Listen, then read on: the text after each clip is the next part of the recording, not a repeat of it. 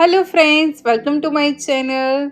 શિયાળામાં મેથીમાંથી બનતો નાસ્તો મળી જાય તો મજા પડી જાય. તો આજે હું એવી નાસ્તાની રેસીપી લઈને આવી છું જે છે મેથી મસાલા મઠરી.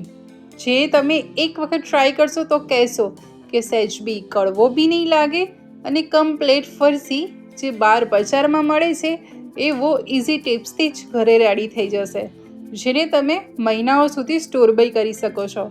તો આજની રેસીપીના સિમ્પલ ઇન્ગ્રીડિયન્ટ છે તો એક વખત જોઈ લઈએ. હવે એક બાઉલ મેદો લેવાનો છે. એમાં 5 ચમચી અજમો, 5 ચમચી ધાણા જીરું, 5 ચમચી લાલ મરચું, ચપટી હળદર, થોડું સ્વાદ પ્રમાણે મીઠું, એક બાઉલ લીલી મેથી જેને મેં વોશ કરી અને કટ કરી લીધી છે, 3 ચમચી તેલ.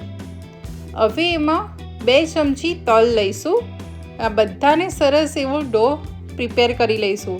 આપણે મઠરી બનાવતા હોઈએ ત્યારે એકદમ મીડિયમ સોફ્ટ ડો રેડી કરવાનો છે. તમે મેદાની જગ્યાએ ઘઉં બી લઈ શકો છો અને મેદો અને ઘઉં હાફ હાફ બી કરી શકો છો. તમે ફ્રેન્ડ્સ મેથી ભેગી તમે લીલું લસણ બી લઈ શકો છો. અને મેથી આ રીતે ના લેવી હોય તો 2 ચમચી તેલમાં મેથીને થોડી સાંતળીને ત્યારબાદ સાંતળેલી મેથી બી આમાં એડ કરી શકો છો. તો ઘણા બધા સ્ટેપ્સથી તમે આ રેસીપીને બનાવી શકો છો. તમે જોઈ શકો છો કે મેં થોડું પાણી લઈ અને સરસ એવો મીડિયમ સોફ્ટ ડો રેડી કરું છું.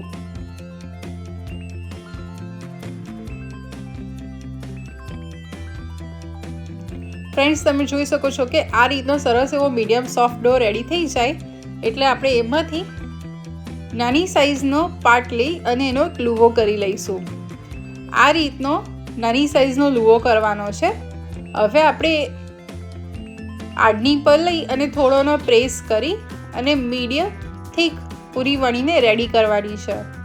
આપણે મઠરી બનાવીએ છીએ એટલે મઠરી થોડી થીક હોય અને ફરસી હોય તો જ સરસ લાગે છે. એટલે આ રીતે ફ્રેન્ડ્સ સરસ એવી મીડિયમ થીક પૂરી વણાઈ જાય ત્યારબાદ પૂરી સરસ ફરસી રે અંદરથી અને ફૂલી ના જાય એટલે આપણે ફોકથી કાણા પાડી લઈશું. તમે ચાહો તો ચપાતી કટ બી આપી શકો છો. તો આ રીતે સરસ એવી મઠરી પૂરી વણીને રેડી થઈ ગઈ છે. આ રીતે દરેક મઠરીને વણીને મેં રેડી કરી લીધી છે.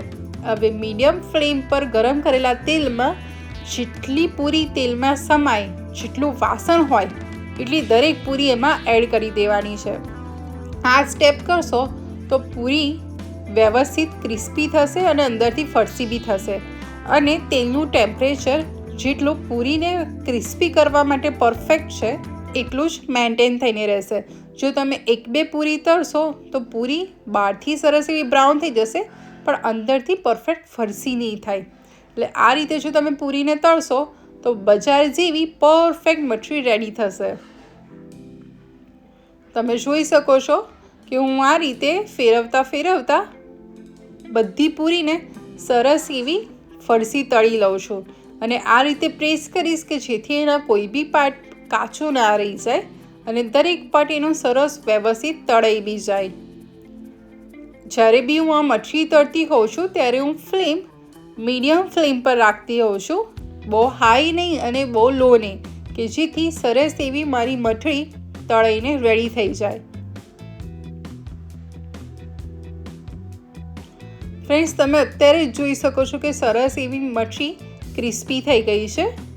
તો એને આપણે તેલમાંથી બહાર કાઢી અને સરસ એને હવે ઠંડી થવા દઈએ.